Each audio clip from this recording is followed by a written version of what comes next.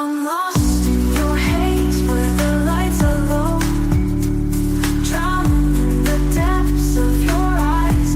I'm ready to go. In the shadows we'll find our way. Through the night our love will stay. In your love I'm lost, I'm found. In your heart my home is bound. Forever I'll be yours, you'll be mine. Lost in your haze, our love will shine.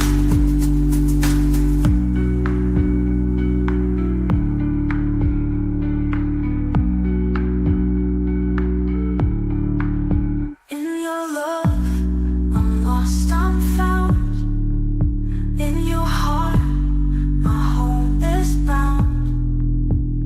Forever I'll be yours, you'll be mine. Lost in your haze, our love will shine.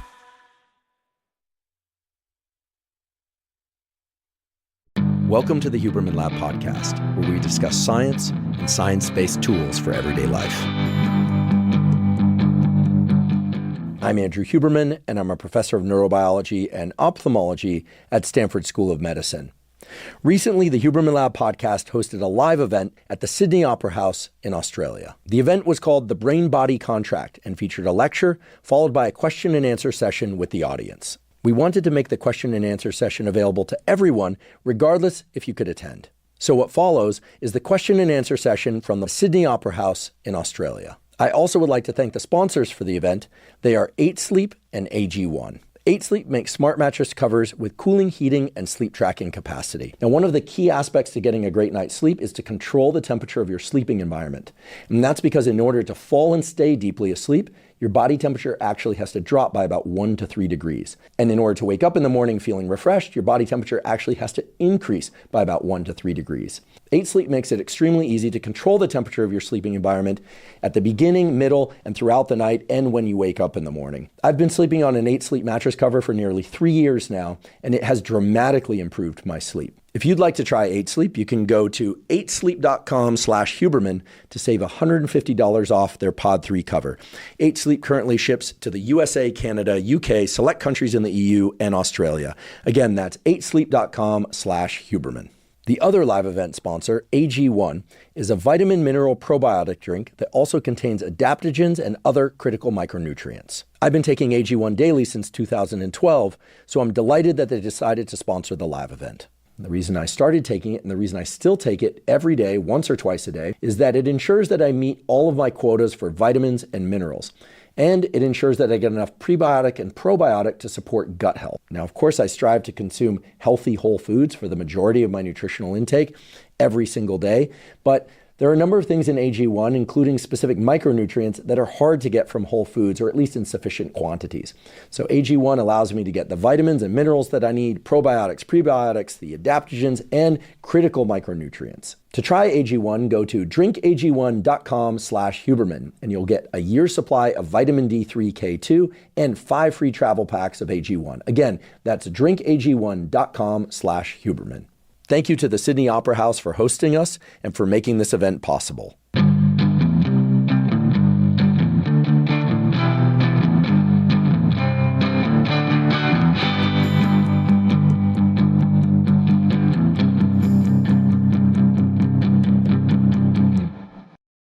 What are the latest findings on the physiological mechanisms behind stress's impact on the body and brain, and what are some practical tools or techniques for managing stress effectively? Well, thank you for that question. I'll deliberately not repeat what I said earlier about physiological size, panoramic vision, et cetera, and raising stress threshold, because we covered that already. But I think that one of the most interesting findings, two most interesting findings in the field of stress in the last 5 years, or even 3 years, I think the work from my colleague Ali Crum at Stanford, she's been a guest on the podcast, she works on mindsets, is the following result. Students, Stanford students, that is, come into the laboratory, they view I think it's a 5-minute movie about how awful stress is for the mind and body, all the things it does, like deplete your immune system, make you miserable, deplete certain aspects of the reproductive axis, and on and on. And then a separate group comes in and watches a video, also 5 minutes, also true, about all the things that stress can do to enhance performance, both cognitive or physical, like excess or additional energy, additional cognitive power, access to certain memory sets, albeit narrow memory sets, etc. And what you find is that the results point directly to the fact that whatever you believe about stress, provided the information you have is true, is what happens. So if I tell you that stress improves your memory, focus, attention, one observes that. If I tell you that stress depletes your immune system, etc., one observes that. So this is something that we don't quite yet understand as neuroscientists, and the psychology of it makes more sense, frankly, than the mechanisms. But it's becoming very clear that what we believe about a given phenomenon strongly impacts how it shapes our response to that. So I find that very interesting. Now, of course, you can't delete information about stress being bad for you, so what does that mean if you want stress to be enhancing, as it's called? There's literally now called the stress is enhancing mindset. The thing you can do is to learn more about how stress can be enhancing. We're not talking about lying. We're not talking about placebo effect. We're talking about real knowledge based in fact that one can absorb. And I find it amazing and wonderful that the mere learning of something can actually change how we respond to something at a core physiological level. The second, I think, very important set of findings on stress relate to a structure that I've talked about recently on the podcast, and I talked about with the one and only David Goggins. Most people presumably have heard, like, he's on his way, he's running here right now from Central America. Yeah, that guy, I'll tell you, that guy is every bit as intense as he comes across. I met him for the first time in 2016 at a gathering it was in Silicon Valley. We're just doing a little bit of work for this company. And at the end of the day, he leaves for a minute and he changes into his shorts and his shirt. He's like, I'm going running. I gotta go to the airport. I'm thinking I'm gonna go running, then I'm gonna go to the airport. He was running to the airport. Seriously, it was like 14 miles from the airport, which I realize 14 miles for a marathon are no big deal, but he's got his bags. And I'm thinking to myself, this guy, he's nuts. And I love him. I mean, he's really that guy. It's actually very refreshing. You know, the Rick, you know, I think one reason we love the Rick Rubins and the David Goggins is they truly are different, but from one basic standpoint is they just don't give a shit. They just do what they're gonna do, and they trust that they're doing right for them and for the people around them. And it's awesome. It's really awesome. I think that it again, brings about that, you know, that word that, you know, doesn't come about very often for me, but you just kind of stuns you into like, behold, David Goggins, Rick Rubin, the cuttlefish, whatever, you know? So, but I talked about this with David. There's this structure in our brain, and these are recent discoveries, not by my lab. I wish I had discovered these, but actually a colleague of mine at Stanford, Joe Parvizi, who's in the Department of Neurosurgery, has made these beautiful discoveries about the anterior mid-cingulate cortex. The anterior mid-cingulate cortex is a structure in the brain that has a lot of subdivisions, but when Joe put a little stimulating electrode into this area, because he had patients that needed neurosurgery, and they probe around asking questions, what do you feel, how do you feel, what are you gonna do? And sometimes they hit an area. I've seen these experiments, they're unbelievable. Stimulate an area and the person says, you know, I feel like I'm about to go into a rage. And you're like, okay, let's back off. Let's move over here. Anterior mid-cingulate cortex to stimulate, and the person says, I feel like I'm heading into a storm. And you go, oh, well, that doesn't sound good. And they say, no, but I'm ready. I'm leaning in. A different patient, you stimulate their anterior mid-cingulate cortex, and the person says, I feel like I'm gonna get up out of my chair and do something really, really difficult. Okay, so this is interesting. Across multiple people, you're seeing the same general kind of forward center of mass kind of response, kind of leaning into challenge and challenge specifically. And then there's now scores of studies in just the last 3 to 5 years showing that, for instance, people who successfully overcome a challenge of any kind, fitness challenge, cognitive challenge, anterior mid-cingulate cortex expands or at least increases its baseline levels of activity. You see people that fail to meet that challenge, less anterior mid-cingulate cortex activity. So there's a bidirectionality of the response, and on and on. And it seems that doing things that are difficult, that we don't enjoy, or that we have to push ourselves to do, grow and enhance the activity within this anterior mid-cingulate cortex. And the beauty of it is that it generalizes, that the anterior mid-cingulate cortex can be applied, or the growth of it can be directed towards lots of different things, which is, I think, a call for, of course, seeking pleasure, seeking comfort, seeking relaxation, seeking sleep every night, seeking sunlight in the morning, etc., but also deliberately seeking out challenges, that is, challenges for us. The importance of doing hard things in a safe manner, psychologically and physically safe manner, of course, is truly beneficial toward our ability to manage ourselves in what would otherwise be called stress. So I think the work of Ali Crum and the work on the anterior mid-cingulate cortex by Parvizi and a bunch of other labs, I think, are the two areas where I feel like things are happening really quickly. We're making big strides as a field, and we're moving away from kind of conjecture about how to better ourselves in lots of different ways. Can you talk about time perception? Why is it that in some instances time moves very slowly, while in others it seems to move very fast? Thank you. Tonight has been so fun. Thank you. I've had fun too. This is something I'm trying to do more of. Not necessarily live, so that too, but someone recently who I love and admire very much said to me, "We're going to have so much fun." And I thought, whoa, like, behold, no one's ever said that to me. No one's ever said that to me. All my years growing up, I mean, I love with all due respect to my parents, I can't remember anyone ever turning to me and saying, "We're gonna have so much fun." So I'm trying, that to me just kind of blew me away. I'm thinking, yeah, like, you're allowed to have fun.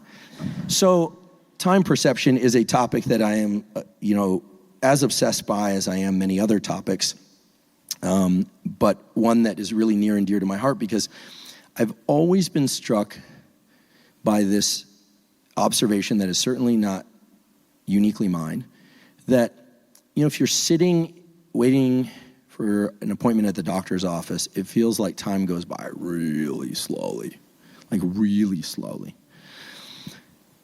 Whereas if you have a really full day with lots and lots of activities, it seems like time went by really fast, like, oh my God, I can't believe that so much time has gone by. Sorry, so much has happened, but not a lot of time has gone by, which means that our frame rate on life is highly dynamic. And in fact, it is. And in fact, it's set by, you guessed it, our visual system, at least for sighted folks. For people who are low vision or no vision, and by the way, I always reference that because my laboratory has worked on low vision, no vision issues for a number of years. It's through the auditory system. But for sake of generalizing now and for simplicity, we'll talk about the visual system. So it is a fact that when we focus on things up close, think a watchmaker, think about looking into your phone, our perception of time is more fine-grained. That is, our frame rate is higher. Okay, so more frames per second than when we view things at a distance. You might think, well, how could that possibly be? How can that possibly be? But it makes perfect sense. When we think about the time-space coding in the brain, we need to anchor ourselves to something, the rising and setting of the sun, of course, unless you're a flat earther, we're going around the sun. No, what's that? No, we got no flat earthers? One flat earther in the audience. Okay, cool. I don't think that's what they were saying, but we need to anchor ourselves in time, and our visual system is the way that we anchor ourselves in time. We have facts about past, present, and future, so we have knowledge. But at an unconscious level, we need to anchor our frame rate, set our frame rate. And so this is why if you go down to Bondi and you lie back and you look up at the clouds, and the clouds are kind of moving in an unpredictable way, whenever we're looking at a landscape which has some lack of predictable features like waves or rustling of trees, where you could predict that if the wind's blowing this way, that the tree's gonna go this way and then back again. But you're not really in a mode of trying to anticipate just how far, in the same way that, for instance, if you call an Uber or you're waiting on a text message, if you're ever waiting on a text message, you notice you'll fine slice. Okay, ... when's that thing coming? When's that thing? You're fine slicing time. As your level of autonomic arousal goes up, your frame rate goes up. As your level of autonomic arousal goes down, so you're sleepy, or if you're viewing things that have kind of an unpredictable aspect to them, then your frame rate expands. The passage of time changes, or your perception of the passage of time changes. This is why, one of the reasons why I love aquaria.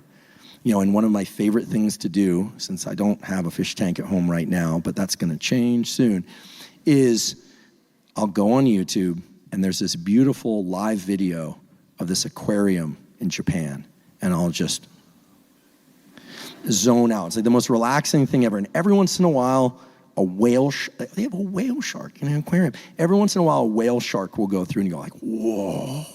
And then it disappears. And then the little fish and the kelp and things like that, and it's immensely relaxing. What it does is it slows your frame rate down. And then I find that resets me after just 5 or 6 minutes to go back to doing this, high frame rate type stuff, which is what we're doing when we're texting, when we're typing, social media, by the way, is tuned to a frame rate that's really interesting, that keeps us engaged just up into the point where then we want to swipe to the next thing. It's the algorithms are designed, and by the way, I have a somewhat semi-benevolent view of social media. I think it'd be used for good. I think it'd be used for not good. I think limiting one's time on there is good, but there's some good content on there for sure. A lot of my life is spent on there, indeed.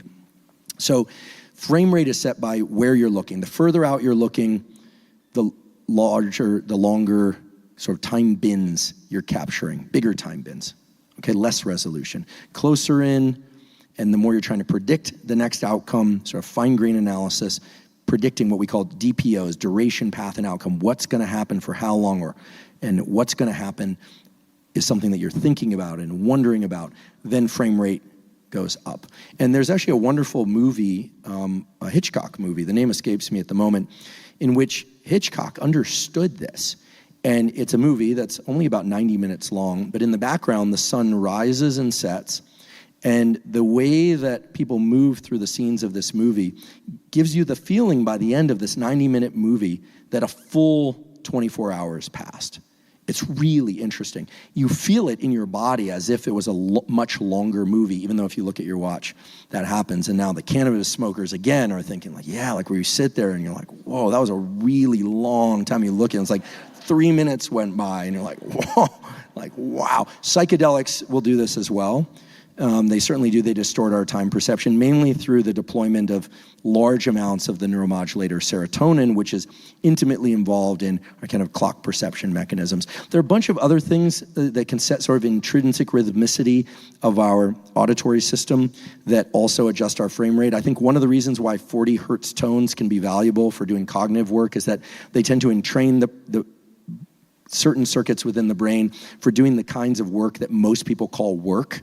Kind of where you have to type things out, think logically, kind of if-then kind of analysis. Very different than, say, writing new sheet music or coming up with poetry where, here again, we can think back to the Rick Rubin thing or the, being stationary, right? Like the walrus sitting with a movement and the brain going forward. There's something about adjusting frame rate for capturing new ideas versus implementing ideas. Implementation of ideas tends to be carried out on higher frame rate type time perception, and now you can understand why our visual perception set about the distance of a laptop or phone would be good for that, or a conversation. Remember that whole thing of like looking at somebody's face and having a conversation, as opposed to looking off into the distance, walking, and allowing one's gaze to go panoramic. So hopefully now you're starting to sense some themes. So that's all I'll say about time perception now, but of course humans have, throughout history and still now, frankly, also embarked on a lot of pharmacology, if we're honest, in order to try and adjust frame rate for sake of productivity. But caffeine will adjust frame rate in the predictable direction, but also things like alcohol and various drugs like cannabis in order to adjust frame rate. I'm certainly not suggesting you do those things. I'm not a cop. You do what you want. Just know what you're doing. can you please talk about the jet lag protocol you followed when arriving in Sydney? Oh, yeah. Well, this one was a little bit easier for me because obviously it's not that far off. It's just you're a full day ahead from where I live back home in California. But nonetheless, I suffered tremendously from jet lag. And once actually in 2017, I went to Abu Dhabi. It's a 12-hour flip from where I was living at that time in the Bay Area. And I was a wreck. I could barely make it to the meeting. I was crying. It really messes me up. I slept great the first night and then just didn't sleep for 2 days. I was a mess. So jet lag is something that I've really had to work hard on. And there are a couple things worth noting. I mean, we've done a whole episode about this, but I'll kind of hit a few key bullet points. And maybe it's relevant to you even if you're not traveling at any point soon, because many people are jet lagged without traveling because of the way that they stay up late. In fact, most everybody in the world now qualifies as a shift worker. Did you know that? And here, no disrespect, only reverence and gratitude to the actual shift workers that stay up all night doing emergency work and hospital work and caring for children and things like that throughout the night. So I'm not trying to take anything away from them, but we are all shifted enough by virtue of artificial lighting and electronic devices that we are effectively shifted and shift working because we're staying up, engaging our cognitive systems in ways that, frankly, we didn't evolve to, which I'm not saying is bad, but it's just the reality. Okay, what to do for jet lag? The key thing is this, and actually this is very valuable in general for sake of sleep. So this is something I haven't talked enough about on the podcast. Ask yourself what time you normally wake up without an alarm. I realize there's some variance from day to day, but for me it would be about, let's say 6 a.m. So let's say for you it's 7. Just pick your typical wake up time. If you subtract from that number, so for me 4 a.m., that almost with certainty is what's called your temperature minimum. Your temperature minimum, we could measure it. You could put a thermometer in your mouth, or if you come to the laboratory, unfortunately they have to do it rectally. 4 a.m. would be my temperature minimum. Maybe for you, if you wake up at 7, typically, or around 7, it's gonna be 5 a.m. Okay, so we're not actually measuring your temperature in this kind of gedunk in this thought experiment. What we're doing is we're trying to find a time. So here's what's interesting. If you expose your eyes, not your skin, but your eyes, to bright light in the 2 hours or so, maybe 3 hours prior to that temperature minimum time. So if you wake up at 7 a.m., 5 a.m. is your temperature minimum. So in the 2 hours, maybe 3 hours prior to that, you're going to shift your wake up time and your to bed time, what's called a phase delay, a shift in your circadian rhythm, by about an hour. Interesting. Given that if you view bright light in the 2 to 3 hours after your temperature minimum, you advance your clock, meaning you pull back your clock to want to wake up a bit earlier and go to sleep a little bit earlier by about an hour for every time you do that. And you think, well, okay, I wake up in the morning at 7, and let's say I'm using you as an example, or me at 6, and I usually try and get some sunlight in my eyes, especially on overcast days, et cetera, et cetera. You've heard me blab about this many times before on the podcast and elsewhere. So how come I'm not going to bed earlier and earlier every night and waking up earlier and earlier every morning? And indeed, you would keep phase advancing your clock if you did that, except that in the afternoon, if you got sunlight in your eyes, as presumably you did today, it was a beautiful sunny day on your way here, you phase delayed your clock a little bit, and as a consequence, you wake up and go to sleep at more or less the same time every day. It's an amazing mechanism. And guess what? Viewing sunlight in the middle of the day does not do the same thing. It doesn't shift your circadian clock. They don't tell you that in school, but they should. They're telling you like all the other stuff. The reason it doesn't do it is that middle of the day period is what's called the circadian dead zone. Sounds very dramatic, very ominous. Getting sunlight in your eyes during the middle of the day is great for mood. It's evident that it's also important if it gets on your skin in healthy, not burning amounts, levels that would induce burn, then it can enhance testosterone and estrogen levels, et cetera, in healthy ways, healthy ratios. Nonetheless, that morning sunlight viewing after your temperature minimum advances your clock, makes you want to get up earlier, go to bed earlier. Viewed before delays your clock. Makes you want to get up later, go to bed later. So this is very useful if you ever want to shift your clock at home before you travel to get onto a new schedule for work or school, or if you're traveling. What it means is that when you arrive in a new location, like I did in Melbourne the other day, believe me, I practiced that for like at least an hour. And with 2 Aussies, and they kept telling me I was doing it wrong until finally they're like, no, I'm just joking with you. You got it right like the 4th time. You guys have a wicked sense of humor down here. It's okay, I'm tougher than I look. The key thing is that if you land, you have to ask, let's say at 8 a.m. local or noon local time, the key is to ask yourself, what does my body think? What is my temperature minimum from back home? So for instance, if you land at 5 p.m., but it corresponds to a time before your temperature minimum, and you go outside and you're like, whoa, beautiful setting sun. I'm supposed to get sunlight in my eyes. Well, guess what? You might delay your clock. If you want to go to bed earlier, that's probably not a good idea. Whereas if you want to advance your clock, you would view sunlight at a time that is corresponding to the 2 hours after your temperature minimum. I realize it's a little bit tricky, but that's all you have to ask yourself for the first 3 days. First 3 days that you travel to some location, because then you can shift very fast. So what that requires is sometimes saying, oh, I don't want to shift myself, so I'm actually going to wear sunglasses and a brimmed hat to avoid shifting because I'd like to be on the local schedule. Or in some cases, you think, oh, I really want to wake up here, and I'm in the perfect opportunity to wake up because it's the middle of the afternoon in Sydney, and back home, I would have just hit my temperature minimum, and so I'm going to get sunlight in my eyes.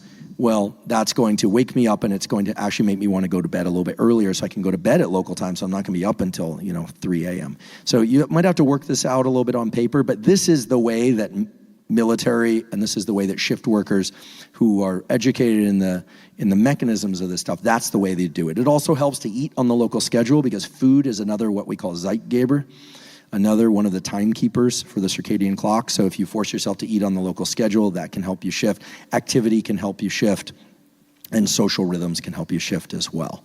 But that temperature minimum and the role of light before or after the temperature minimum, either delaying or advancing your clock, that's the heavy hammer in this whole process. So I did that, and these days I do a lot of red light time in the evening when I want to go to sleep. And I don't mean red light panels, like the expensive stuff. That has a whole other set of uses. What I'm talking about is just getting a red light, like a party light. We turn off the lights and put in a red light, and that is known to reduce cortisol levels as opposed to other kinds of lighting. So it only takes about half hour before you go to sleep or so. You want to just mellow out, you just switch over to red lights. It's actually very pleasant, right?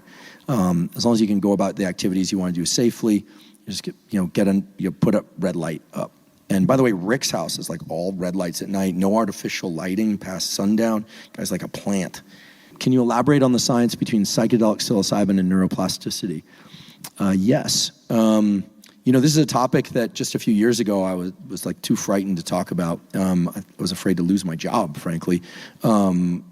These are still scheduled drugs in the United States, although they are being explored for therapeutic reasons, mainly for the treatment of severe depression, but among other things, smoking cessation, eating disorders. By the way, anorexia nervosa still is the highest morbidity of any psychiatric challenge. It's just really tragic. So, there's a real need for treatments that work. And psychedelics like psilocybin, LSD to some extent, MDMA, which technically is not a psychedelic, it's an empathogen. We could talk about that, also called ecstasy.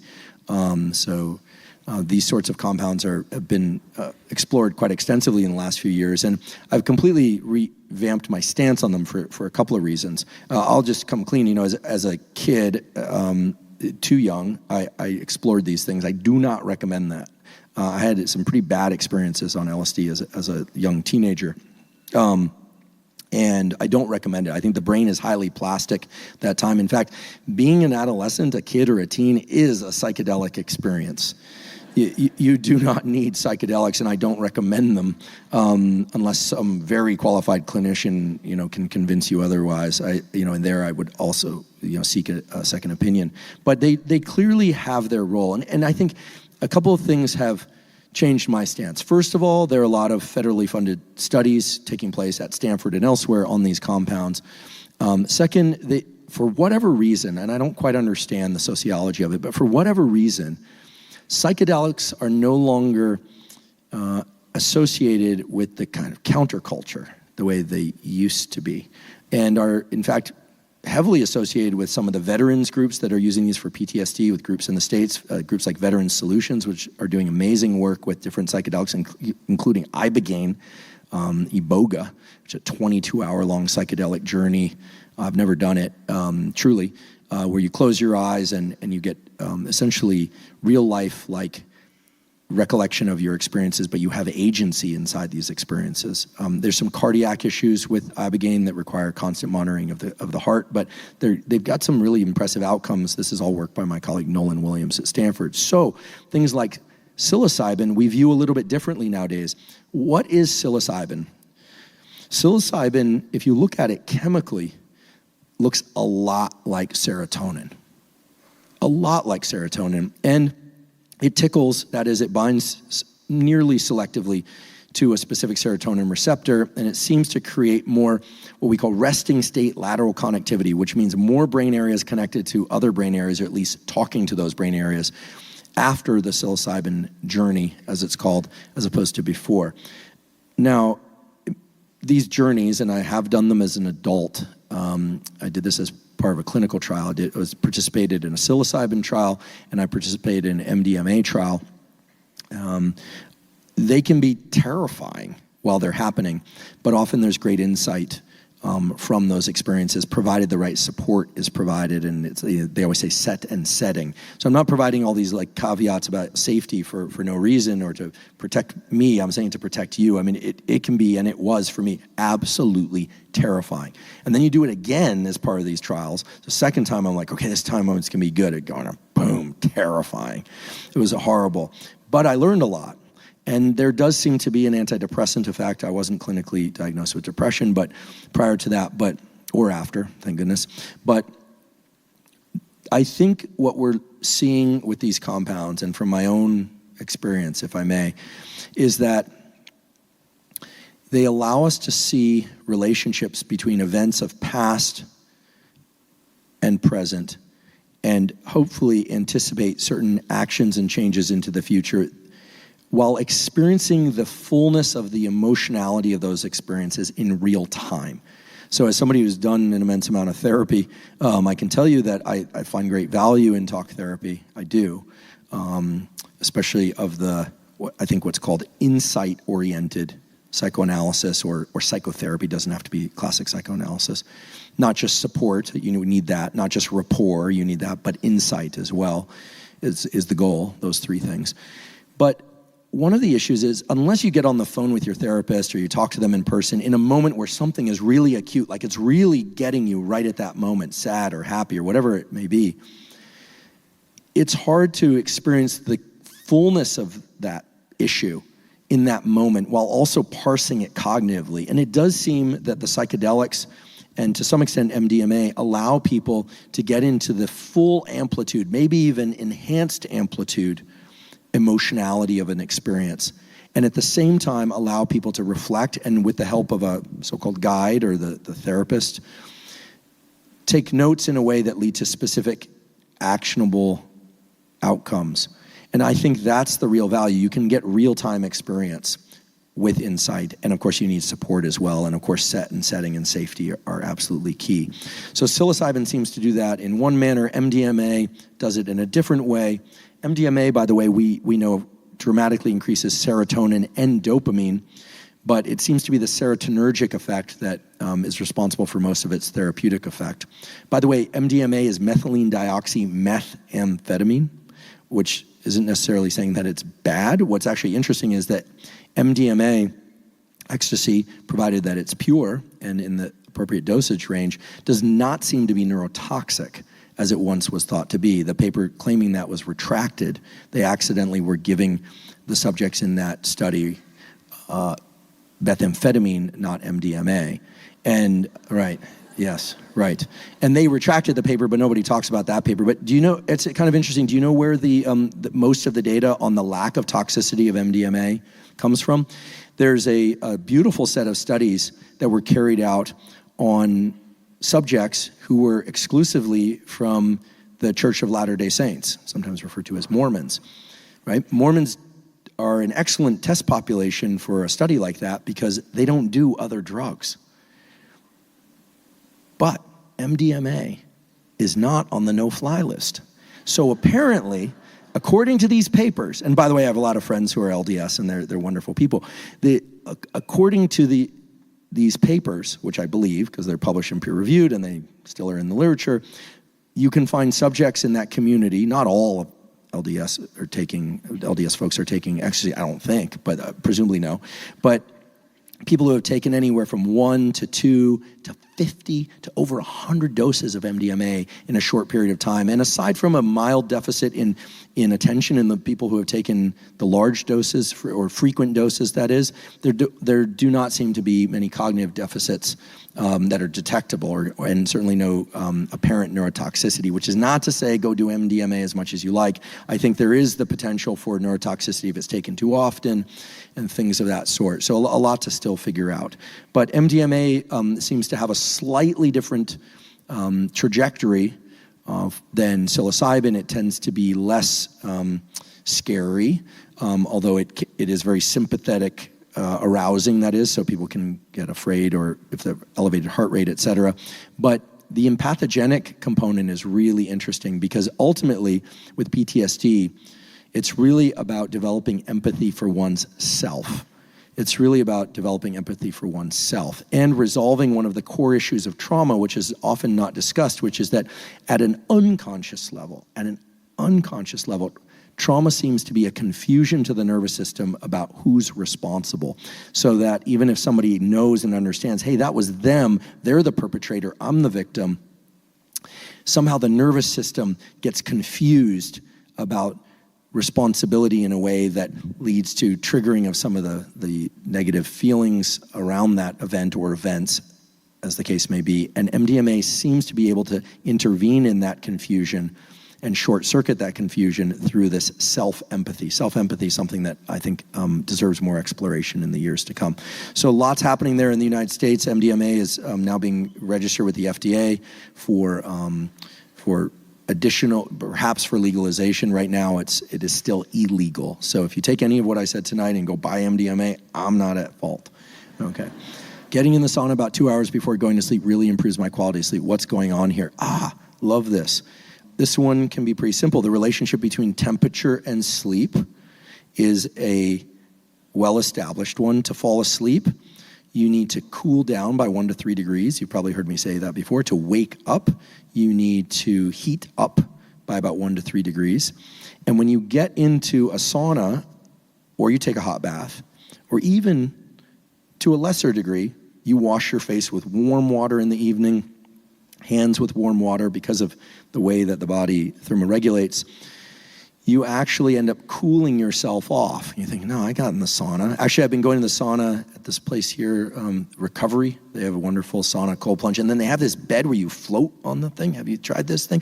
This thing is so cool. It's like a water bed, but it like floats you. They're amazing, amazing. By the way, they don't pay me to say that. I'm just grateful that they let me like sit in this bed. I've been sleeping in there as much as possible, but they shut down at night eventually, and I gotta go home. So the sauna is a great tool before sleep or warm shower or hot bath or warm bath for the following reason. The brain area that controls thermoregulation is the medial preoptic area, which operates like a thermostat. So if you warm the external portion of the body, the brain has to then what? Cool down your core body temperature. It doesn't happen right away, but it happens as you get out of the sauna and maybe you take a warmish shower or a cool shower. So what ends up happening is that you warmed up, which allows you to cool down internally, and then you're able to fall asleep and stay more deeply asleep. That's probably what's improving your sleep. In fact, a kind of mantra that I learned from the great Matt Walker, who wrote the great book, Why We Sleep. And by the way, we have a sleep series with the mighty Matt Walker coming out later this year. We recorded 6 episodes, every aspect of sleep you can imagine. He says, and I hope I'm getting this right, he says, you need to warm up to cool down to go to sleep, or warm up to cool down to fall asleep. Stay cool to stay asleep, warm up to wake up. There you go. That's a straight bite out of Matt Walker's mouth, so he deserves that citation, not me. So that's what's happening when you get in the sauna. Now, when you get into the cold plunge, you're cold, but guess what? Same thing. The surface of your body is cooler. Those thermoreceptors transmit information to the medial preoptic area of your body, and your core body temperature eventually goes up, provided you don't stay in there and get hypothermic, of course, okay? People are always asking me, I have a good friend who just so happens to be straight edge. He's like, never even has a sip of caffeine. I don't know. It's a good thing because he's extreme, and he got a cold plunge, and he went in for a minute, and then the next day he's like, I did 3 minutes, and then pretty soon he's like, hey, Al, I gotta is sick. And I was like, what'd you do? He's like, I got naked in the cold plunge for 45 minutes. I was like, well, listen, I'm like, first of all, thank goodness you don't do drugs. And second of all, like, easy does it. The cold is a very powerful stimulus, as is heat. So, minimal effective dose. You could have some fun with it, but don't go wild. I still don't know why you got in there naked, but who knows. If we expose ourselves to the same stress over and over again, do we release the same amount of adrenaline and its positive negative impact and just becomes less receptive? Do we release less adrenaline and hence it's less harmful? It's a great question. Depends on the context. Typically, you'd release less and less adrenaline. And actually, this relates to a really important fact about the ever-famous structure of the amygdala, which means almond. I don't know why I told you that. It happens to be shaped like an almond. The amygdala, people associate with threat detection and danger, but it's actually a novelty detector, essentially. And it's involved with a bunch of other brain circuits that anytime we experience something novel, we have an elevated level of autonomic arousal. Like earlier tonight before the show, there was a kind of a repeating dong, dong, dong. And the first time it happened, I'm like, is there a fire alarm? Like, what's going on? By the time it happened 5 times, I was kind of like, eh. So that's sort of, I'd be willing to bet both amygdalas if we had recorded from my amygdalas, it's got one on each side of the brain, you would find that the first time there's a big increase in activity, lesser, second, third, fourth, fifth, and you attenuate, you habituate. So if the stressor is one in which you don't care, it doesn't have much relevance to you, like that alarm, probably less and less adrenaline, I'd be willing to bet. However, if with each subsequent exposure, like somebody you really can't stand or something like that, it's decreasing your life satisfaction and increasing your level of cognitive or psychological stress, then it would go in the opposite direction. I think that's fair to say. Hey, Andrew. I like that. Hey, that's cool. Yeah. The other day, it was really interesting. Every once in a while, someone will walk up and be like, hey, listen to the podcast, which is always nice. It's always nice to meet people. And this kid walks up to me. This was in Melbourne, in the gym. Like, this has never happened to me before. It was really cool. He just walks up, he goes, hey, Andrew. I'm like, cool. Like, he just said, that's it. And he just walked away. I was like, all right. Like, I was like, cool. And I was like, that kid is so mellow. It was really cool. Like, I was like, we would have been friends. Actually, I would have been friends with all the wild ones. But it was a really interesting phenotype. Again, human phenotypes fascinate me. So if we run into each other on the street and I ask your name and we talk, I'm genuinely interested. I'm not studying you. I'm not taking notes or data. But people are so different. But hey, Andrew. Okay, so maybe it's him. Hey, Andrew. Hey, Adi. I've found that I'm able to focus far better when I bounce my legs up and down while sitting on the balls of my feet. What's going on here? You got a lot of energy. That's what's going on. No, I think, there isn't a ton of science on this, but it's very clear, as I mentioned earlier, that people have different spontaneous movement rates. And some people are a little bit more jittery. If you go into a classroom of young children, see them sitting around, boys and girls, let's say somewhere between 4 and 6. Oftentimes, you'll notice that some of the kids can sit extremely still, And then some of the kids are like really like, and there is a chromosomal difference there. It's known that boys have a slower development of the so-called top-down inhibition from the forebrain. The prefrontal cortex, which frankly we hear about over and over again, many podcasts, a lot of description of prefrontal cortex, its main job, the best description I've ever heard of it anyway, is from a friend who's a neurosurgeon at Neuralink, who came up through my lab, Matt McDougall. He's been on the podcast. He said the job of the prefrontal cortex is to send connections to the rest of the brain and say, shh, basically, to the appropriate circuit. So that's why people with damage to the prefrontal cortex for any reason or neurodegeneration of the prefrontal cortex find themselves doing things, or we find them doing things that are a little bit context inappropriate. And in some cases, dramatically inappropriate, but in most cases, just kind of context inappropriate. They don't suppress behavior very well. So, it may be that a certain level of autonomic arousal brings us into that optimal, some people call it a flow state. A flow state is a little bit of a nebulous thing. I mean, I have great respect for Stephen Kotler and those that have talked about and written about flow, but what I really can just say about flow as it relates to neuroscience is that like backwards it spells wolf. Like we don't really know that much more about like the neural basis of a flow state. But for each of us, we have these kind of tunnels that we like to be in where we find that our level of focus and action is just right. And so I don't think I'm going too far out on a limb here, Hadi, by saying that if you find that you focus best when you can dispel a little bit of that energy by moving your body, that you're able to do your best work. That makes sense to me. I don't do them so much anymore, but for years I would do surgeries, lots and lots of surgeries, down the microscope, dissecting retinas. Like if you got an eyeball, I can dissect it. I'm good at it. I can do them in my sleep. And I would find that if I had a little bit too much energy, that the forceps would jiggle a little bit, and it wasn't a caffeine thing. And a friend of mine who's a world-class neurosurgeon, Eddie Chang, is chair of neurosurgery at UCSF. He's been on the podcast. And he said, there's a solution to that we learn in neurosurgery. They're like the astronauts of medicine. He said, you tap your foot. I thought, that's kind of cool. Why would that work? He said, well, basically, you've got some sort of anticipatory activity in an area of the brain called the basal ganglia, which is involved in these go, no-go type actions. Like all of our actions are yes, go, and no go, don't do something else. So flexor, extensor, there's all kind of stuff, very complicated, but it's seamless for most people. And when you have a bit too much anticipatory activity, you're getting ready to go like a sprinter out the blocks, and you're doing something that's very important, like a brain surgery in his case, or microsurgery in my case for research purposes, that if your activation state is too high, that you can dispel some of that energy by just simply tapping your foot or doing some sort of rhythmic activity with another part of your body appropriate to that context, of course. Okay. Last question. I don't know. Hey, Andrew. Yeah. Oh, they skipped that one. I guess that's the new thing. I'll never forget when I got my lab for the first time. I came up in an era when it was still pretty formal. Neuroscience, you'd say, hey, Professor so-and-so, and then they say, you can call me Barbara, and I'd be like, hey, Barbara. But before that, no one, did hey or that. And I'll never forget that in my lab, my first graduate student, who's now a professor, is a very, very talented scientist at the University of Utah. And I got a text from her, and it just said, she called me Andy. She said, hey, Andy, when are you going to buy us an espresso maker? It was like the second day, and I was like, whoa, times have changed. So I think it's good. I think the lack of formality is actually good. At first, I was like, wait a second, I waited my whole life to become a professor, and now it's, hey, Andy? But I think, with the years, I've realized that it's actually kind of nice. I'm 17 years old. Congratulations. Man, I wish you didn't want to know me when I was a nice kid, but I had a lot of confusion. I'm 17 years old, so you're in the psychedelic experience of youth.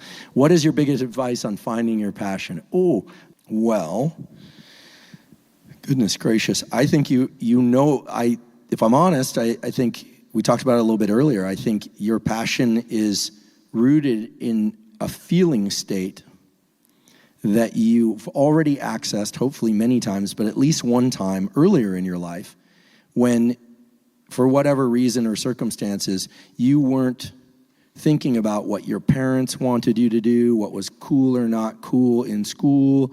You were in a pure feeling state of yum. That's really cool. Behold. And so I can't answer the question for you, but I'll tell you, yes, continue to forage. I do believe that learning is among the most wonderful things that we can do for ourselves, but that if you spend some time in your memory banks, that you'll be able to remember a feeling. And maybe the feeling was about a board game you played or something you observed, or maybe it just came about through some other activity and the feeling is unrelated to the activity. That's where it gets a little tricky.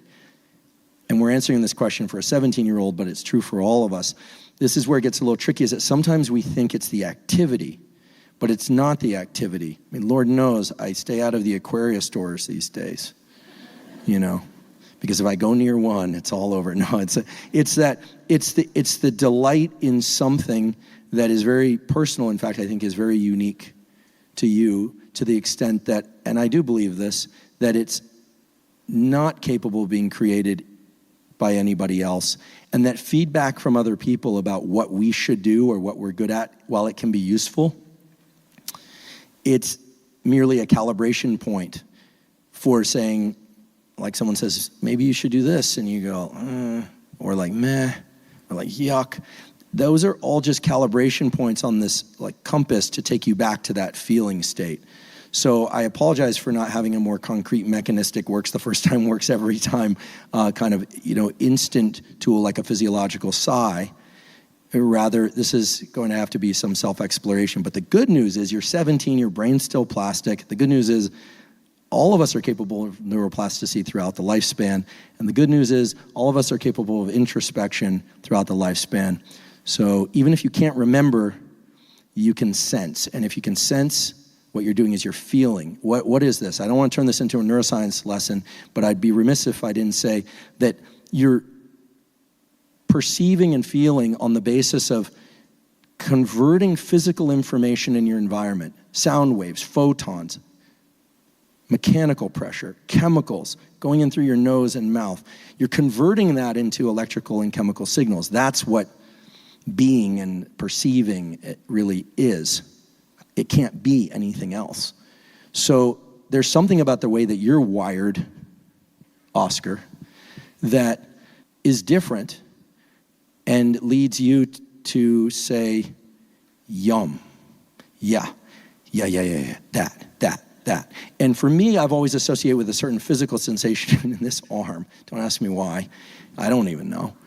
And if you can sense into what it is that gets you going in that direction, if any and all of us do that, then I really believe you can sense into your unique gifts. Or maybe you just need to sit back and think in deliberate, complete sentences for an hour like Rick or one of those other geniuses. I don't have a better answer. That's the best I can do. Thanks so much. Yeah. Thanks. Thank you. Thank you so much. Thank you. Thanks so much. Thank you. Thank you, Ray. Thank you. Thank you so much. So just as a final note this evening, I just want to thank everyone for coming out. As Rob mentioned, to come out. As far as I know, there's no alcohol here. People are here. Amazing. An event with no alcohol on a Saturday night in this beautiful Sydney summer, where we talk science. Thanks for letting me tell some stories, learn some stories. My real wish, my deep wish, is that everyone do some level of introspection, and if not tonight, and going forward. And I so appreciate that people are interested in the concepts around science and health. And the really big wish for me, maybe I'll even just call it an ask, is that I truly don't develop the protocols. I mine them. Occasionally I develop them, but I mine them from the rich sources of information in papers and elsewhere, and put them into a format that I'm deeply appreciative people enjoy digesting and hopefully apply, but hopefully share. And I certainly don't need attribution. None of them are named after me intentionally, because that's not going to give them any information about what they do or how they work. And last, but certainly not least, thank you for your interest in science. Thank you.